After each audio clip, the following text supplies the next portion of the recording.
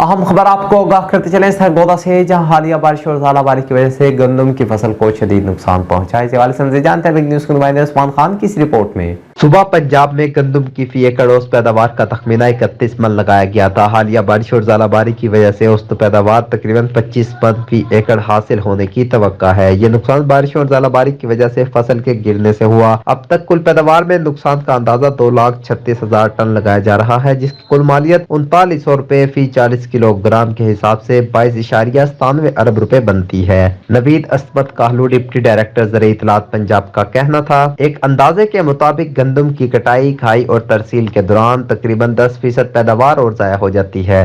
काश्तकार गंदम की कटाई और खाई के लिए बेहतर इंतजाम करे और महकमा ज़राअत की जारी करदा टेक्निकल एडवाइजरी पर अमल करे।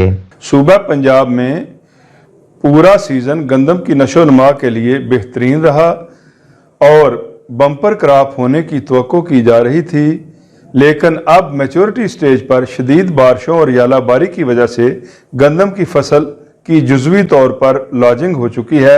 महकमा ज़राअत पंजाब के तहत काश्तकारों की रहनुमाई की जा रही है कि गंदम के खेतों से पानी की निकासी यकीनी बनाएं, गिरी हुई फसल की कटाई दरांती से करें, भरियाँ छोटी बांधें, कटाई की हुई गंदम के सिट्टों का रुख ऊपर की जानब रखें, गहाई का इंतजाम जल्द अज जल्द करें और गंदम को स्टोर करते वक्त नमी का तनासब 10% से ज्यादा ना हो। Usman Khan, big news, Sargodha.